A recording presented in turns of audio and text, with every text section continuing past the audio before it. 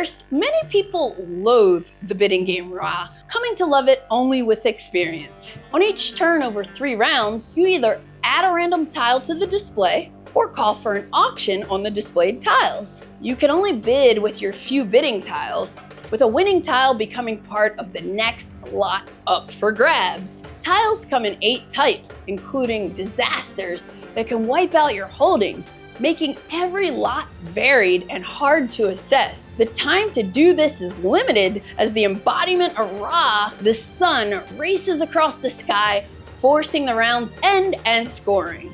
Reiner Knizia's Ra is quick to learn and play, but the subtleties of bidding, second-guessing others, and judging lots make it a complex, simple game that demands multiple plays. And that's why Ra has been inducted into the BoardGameGeek Hall of Fame for 2025. I love auction bidding games. They are some of my favorite types of games, and Ra remains the best auction bidding game out there.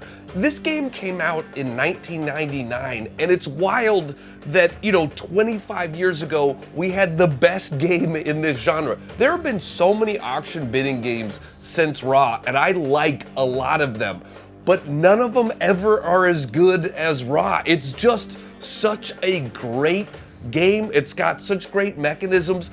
You are bidding for some tiles, but what you're bidding, then you're switching out for what's coming back, and it's updating your bidding tiles for the next round, and it's just such an interesting system. And I keep trying to find an auction bidding game that is going to sort of top Ra for me, and nothing has.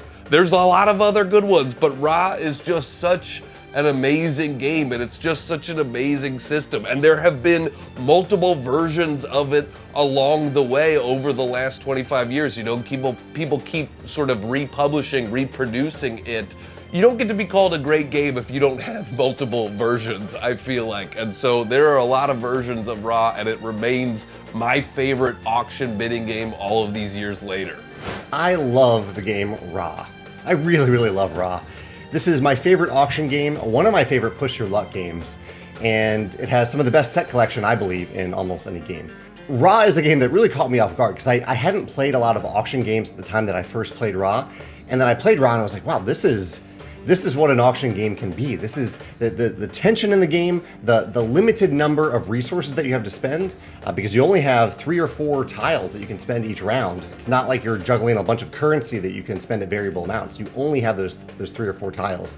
And just the element of not knowing when the game will, or when each round will end. I actually think I first played Ra on a digital platform. I think I played the digital version of Ra. And it really opened me to the idea, playing that digitally, opened me to the idea of playing a game digitally for the first time, a board game digitally, and then discovering what that game could be, like the tabletop version of Ra, and then wanting to explore it on the tabletop as well. I think the two mediums can coexist, and that definitely had a big influence on me as a gamer, that I could try a game digitally and then go buy it in the hard copy form. And I love this version of Ra from 25th Century. I think Ian O'Toole did a fantastic job with the art and graphic design. And it opened my eyes again to games that get new additions, that really breathe new life into the game, as I think 25th Century did. I think Ra has had a pretty big impact on the hobby. Obviously, Reiner Knizia has designed many, hundreds of incredible games. But I think this is my favorite game of his, and I think it's a testament to what set collection can be, what auctions can be, and what push your luck element of games can be, all combined into one really beautiful package. So yeah, Ra, one of my favorite games, and I think it's worth celebrating.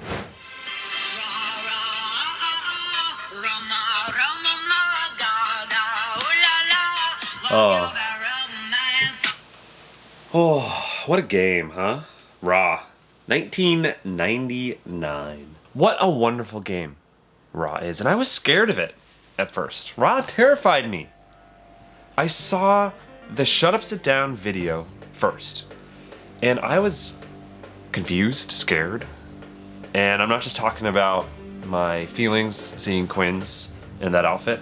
I didn't quite get what the game was about. I didn't understand anything, what was going on. Ra is a game that you sit down and you learn, and you're like, oh, okay, yeah. Auctions, push your luck. But then when you you think on it, Raw. you're like, oh wow, there's a lot of interesting systems here. Yeah, everyone has distinct numbers. You can't ever bet the same, sure. Everyone is choosing when auctions happen, unless they're forced. Raw. And what you're auctioning on is an interesting balance of things that stick around, things that you're waiting for. Like when you're waiting for a flood tile, am I right? Like, come on. When's it gonna happen?